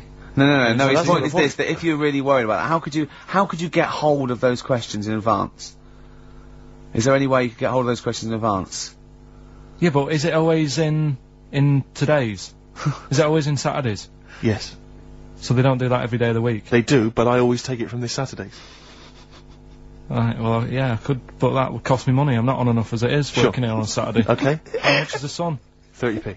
Yeah, well... You're not made of money. I understand. Yeah. Actually, it's 40p on a Saturday, I don't know what I was thinking. Well, you were studying Aesop's Fables, weren't you, this week? Now, I'm gonna be very liberal here, and let you talk about it. It's not a test, I'm not, hey man, just like chill out, I'm not this like rigid, sort of, you know, box in society. Just tell us your views, just tell us your vibe on Aesop. Tell us something, what have you learnt from these fables? He, made a bit of money out of something that's quite simple. I don't know if he did make any money out of it. I mean, you know, I think it was published like thousands of years after his death, but go on. Yeah, they're just little stories. I mean, enjoyed them. Yeah. Didn't learn anything from them. Okay. Or did you see? Because it's teaching through sort of like metaphor and analogy, and maybe it all seeps in and it's all subliminal, and maybe in a way your subconscious is teaching you. No, it's silly, Rick, it is silly. If the stories were done in like a real way, that there's like a man and a woman, and it's a little story that something happened to them in life, then you learn something. But it's all about, you know, a gorilla and a fox are walking through the woods. How often does that happen? Sure. So you're saying if it was more like if it was more true to life, if it was more like, maybe, if it was more like real Yeah. stories, like, you know, a kid on his grifter and a magpie pecking at his head, or two frog boys with webbed hands. I mean, if it was real stories from real life that people could believe, yeah, actually happened, maybe, you know, it would teach us something. But why not do that? Like, take a real situation, say like the So Solid Crew guy, yes, going down for carrying a gun. Use that in some way. Do you know what I mean? As a warning, maybe about carrying guns. What about something like if you carry guns and that is illegal, you could have some sort of punishment? Yeah, that's good. So yeah, that's it doesn't bother yeah. you then that the fact that these fables have been used for many, many generations to educate maybe young children or even older people, the fact that they've served a brilliant function and they've become classics, that doesn't bother you? You've seen through them? Well, they don't always work. Okay. When I was out with Rick the other day, he brought one up. Oh, I told him the one about the two mice, the industrious mouse, who, throughout the summer, he would be storing berries, nuts and berries, and he'd be storing it, and the other ones would just be eating off the trees and running around and having a laugh, and they go, well, you're gonna become hungry, he'd go, oh, I'll worry about that when it comes to it, and they'd do that, and he'd be storing his nuts and berries, and autumn came, and the mouse was still playing and not doing anything, and then winter came, and the silly mouse was, like, shivering, and he went and knocked on the mouse's door, and went, I'm freezing and I'm starving, and the clever mouse said, well, I told you, didn't I? You know, you should have been storing your nuts through winter like I did. Come in and share mine. You know. And, what did you say, Karl? Well, and the moral of that is whatever. Yeah, you know, sort of, you know, just be careful. But my thing is that it's not very good, because the moral of that is do what you want, and there's always a do-gooder, a share there. Yeah, so, right, sure. Yeah. But the way you know, I think, which is more sort of 2002, the ending should have been, you know, the guy with all the berries should have, like, been, like, going, oh, I'll be alright come the winter. I've got loads of food, I'll be safe. But then, as he's going into his little hut at the beginning of the winter, some sort of bus or something comes and kills him. Right. And it's like... You should have partied hard, because you might die. Yeah. Enjoy life whilst you've got it. Yeah. Okay, and if winter comes, just starve to death. Well, you know, worry about tomorrow. Okay. Okay. That's my See, I'm little wondering fable. if there's a new book here. I really am wondering if there's a Karl's Fables. He's been coming out with the Sun all week. He keeps going, well, that's a fable, isn't it? Yeah. So what's your favourite fable in there? Have you learned anything from this book? To get, you know, is there one fable you liked? Yeah, I mean, What they're did you all, like? they're all alright. What did you like? You've thrown it on me now, there. Didn't you like one about a crab, you said? No, that was the one about messing about on a cliff edge or something. Don't mess about on a cliff edge. What was that? I don't know. There's not many around here, so I didn't take much interest in that one. You know what I mean? God. I'm doing my best here. You don't remember any? Here's one. Yeah, here's one that was quite nice. There was a belly, you know, like your stomach. Yeah. And it's this belly on a pair of legs. And the legs was saying, I'm more important than you because I carry you around. And the belly said, yeah, but, you know, if it weren't for me, holding all this food, you wouldn't have the energy to walk around. Yeah. And that means, like, you know, rather than working on your own, it's best to work in a team. Yeah. So... Well, the one similar to that I was taught when I was little was, a vision of, heaven and hell. And, it went down to hell, and in hell, right, there was these, people had like 20-foot long, chopsticks. Yeah.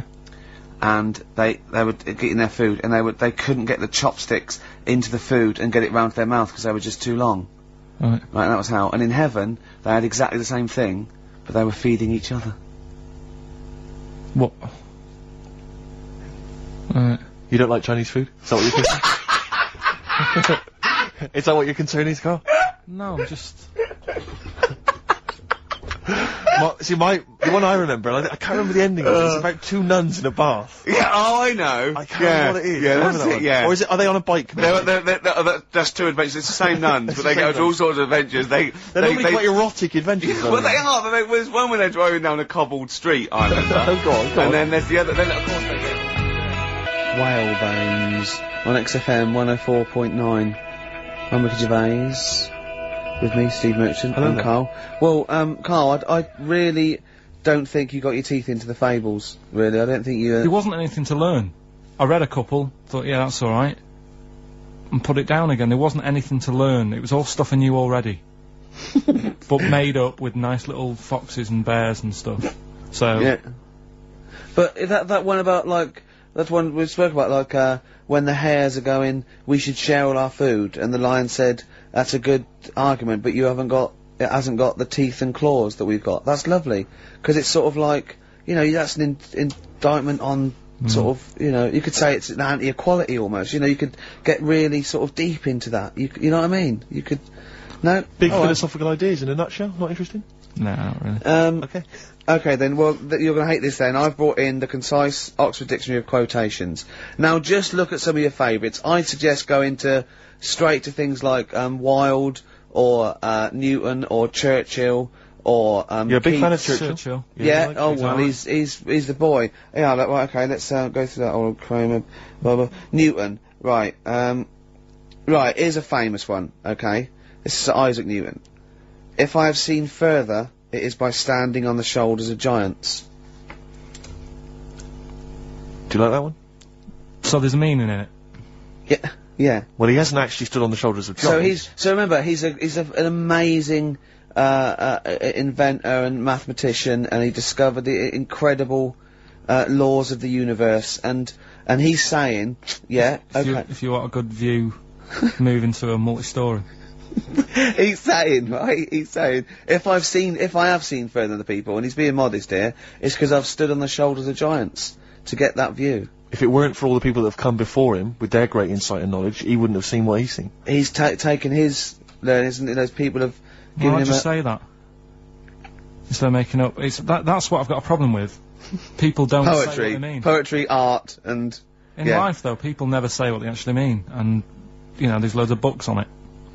I don't know.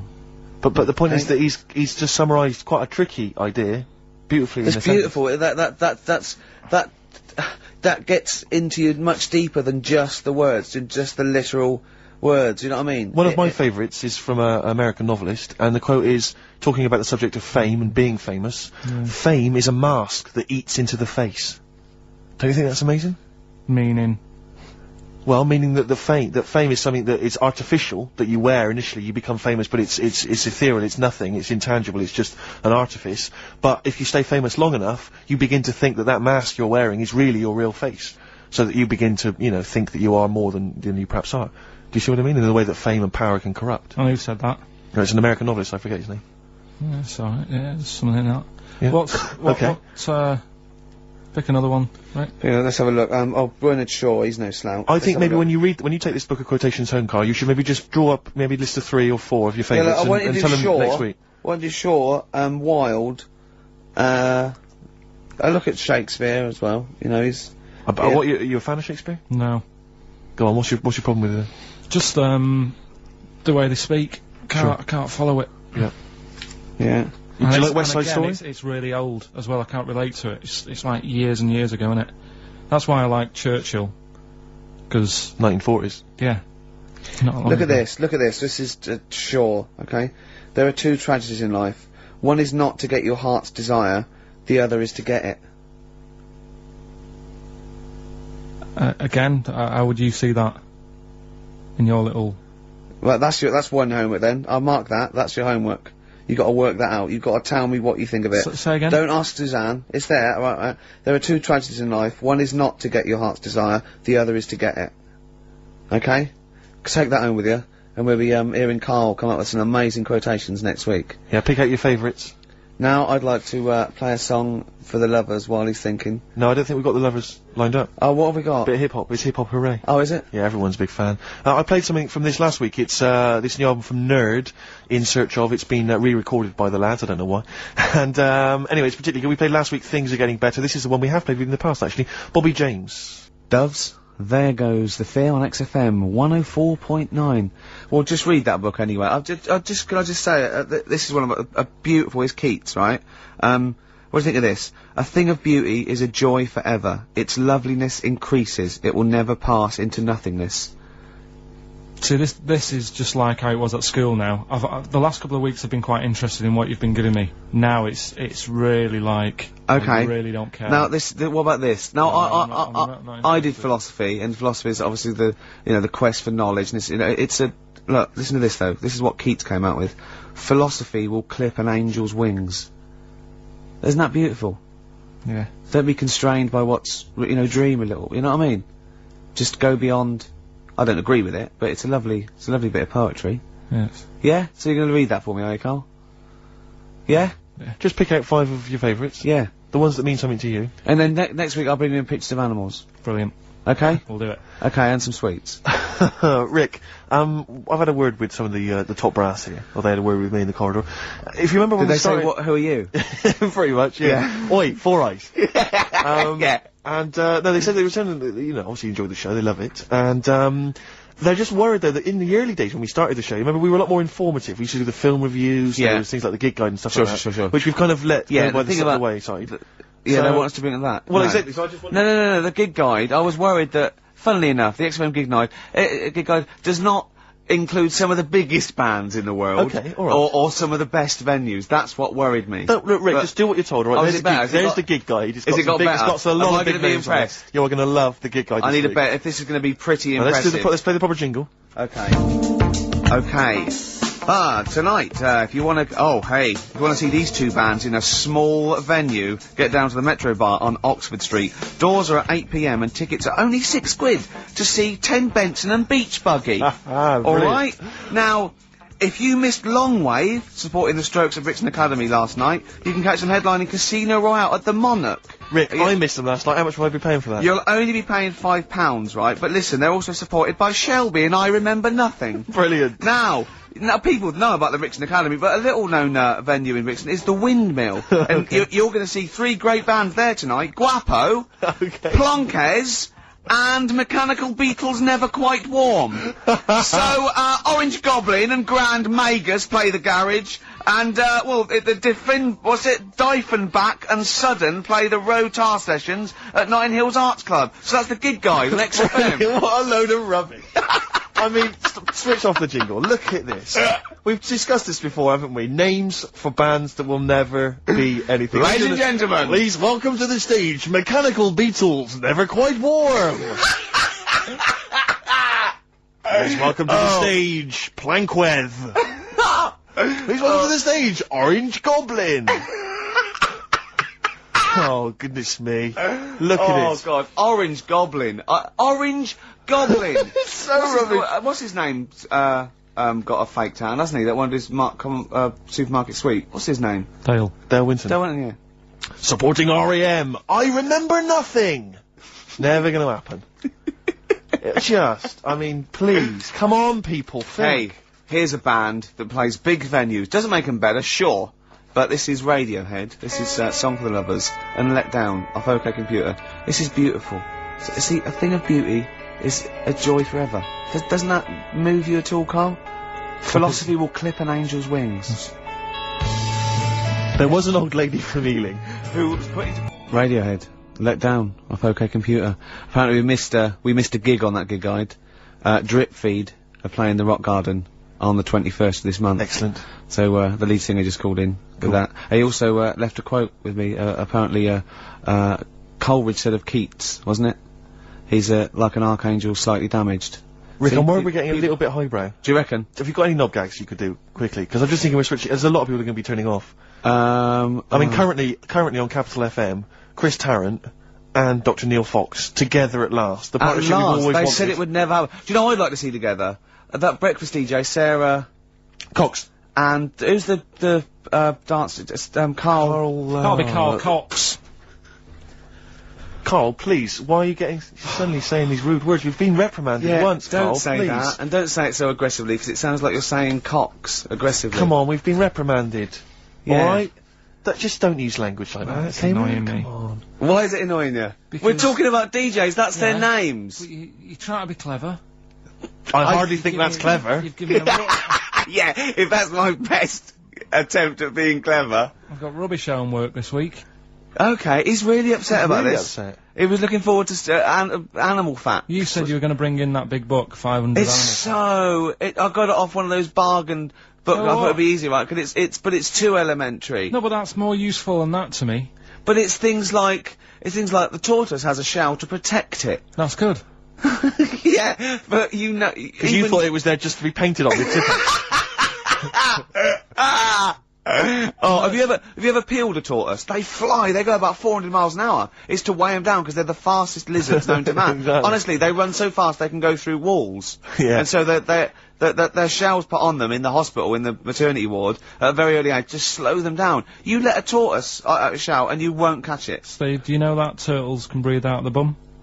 Turtles can breathe out of their bum? I know someone who can talk out of it, but didn't realise that. Tell us about that. Tell us about that. How do they do that? That's all I know. They when they go swimming, they can sort of, if they don't want to stick their head out, they can just stick their arse out. Yeah. Why don't they want to stick their head out? Just if I don't know, maybe they need to be looking for food under the water. Yeah. And if they stick their head up to get some air, they might miss something. Wouldn't it be easier to have an arse that could forage for food? So they could sort of like lounge in the pool like a jacuzzi and they're looking around going, alright, hello, hiya, and meanwhile its arse is like munching grass. Yeah, Wouldn't that be easier? Bad breath. Well, I wish I understood what that meant. Yeah. In all this it's hilarity, like a quote, isn't it? But in all that this hilarity, I'm worried we've forgotten the true meaning of Easter. No, come on, Rick, come on. You're just, you're being frothy and lightweight and a little bit rude, but it's a time for remembering. And chocolate. That, someone did die for our sins. Yeah. So can we just... Be ashamed to disappoint him. Yeah, can we just think about that and just take a moment just to consider that? Yeah, can we do that? Alright. Yeah. Okay? Yeah. You understand the true meaning of Easter, it's not just about eggs and bunnies, you understand it, don't you? Yeah. What's your memory of it? What's your understanding of it, Carl? Easter, what's it all about for you? What did you have to do at school? Did you have to do anything at school? I think we got a long weekend off. Okay. Really? Yeah. What did they call that weekend? Easter weekend. Brilliant. Okay, and what was the reason for that? Why did we have Easter weekend off? Jesus. Yeah, but what did he do? He put himself on the cross. Yeah. Yeah. Well, he didn't put himself on. No. Does it mean anything to you? Are you moved by that story? Again, too long ago for me to sort of... Okay. To worry about it. Sure. Yeah. I mean, if there'd have been an Anderson shouter involved, yeah, you'd have been there, wouldn't you? You're not well today, are you, Carl? Not at all. Don't know what's wrong with me today. I've got a bit of a temperature. Have you?